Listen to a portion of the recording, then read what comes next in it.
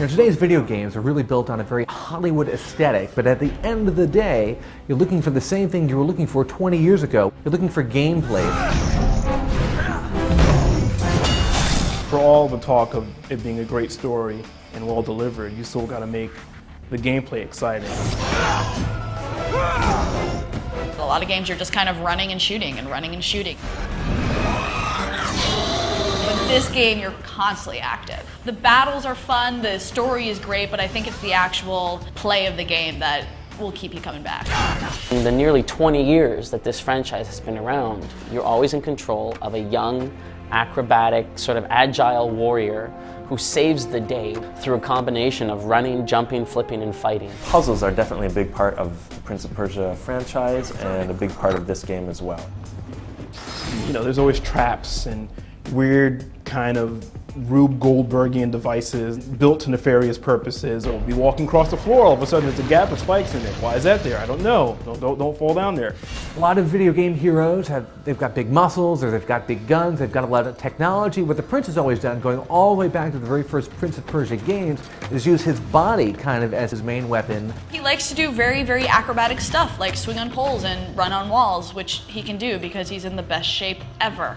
When you live a certain kind of lifestyle, you're a nomad, you're a rogue, possibly a thief. You need to be able to rely on your body the way that a nerd like me doesn't necessarily have to.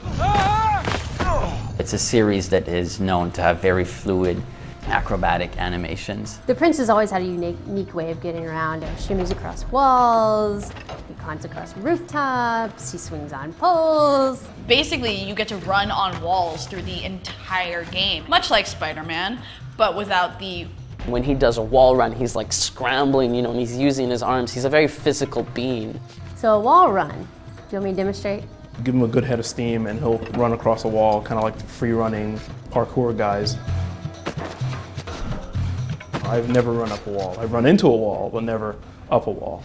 So the Prince has got on his hand this gauntlet, so he can scrape his way down walls. The primary ability of the gauntlet is what we call the grip fall. The glove allows the prince to basically glide down any vertical surface.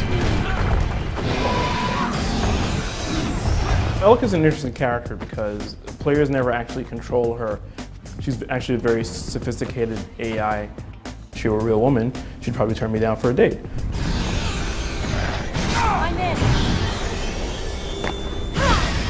We've taken a step away from the traditional Save the Princess game. It's not about, the princess at the end. Why not have the player interact all the way throughout the game? There's almost a Zen aspect to it where you are traveling around with this partner and like you're healing a world, so you're actually making it nicer. It's kind of like watching acrobatic trapeze artists. She'll grab your arms, help you swing to the next destination.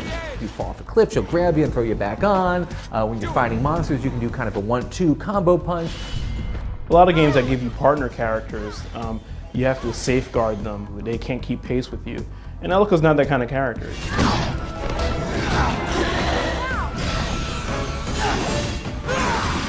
I think Elika holds her own enough for gamers to appreciate her being around.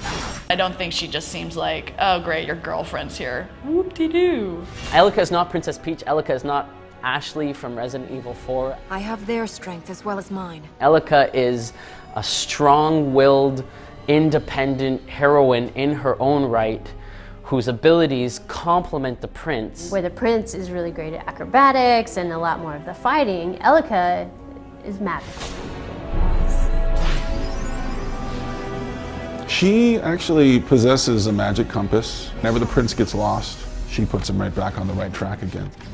And so she's got some sort of GPS system. Slide down this ramp, jump onto this cliff, and make sure to avoid the corruption on your left. The main manifestation of Elika's ability is the save me. Oh no! Oh crap! Elika rescues you and you don't get a game over screen and load and all that stuff. There's no dying in the game. There's no death. There's no retry screen. I like that games are manipulating death in a way that is more pleasurable.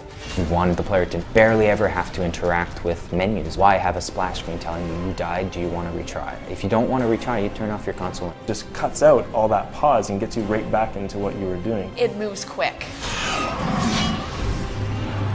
This game keeps you there because of how much fun it is to play.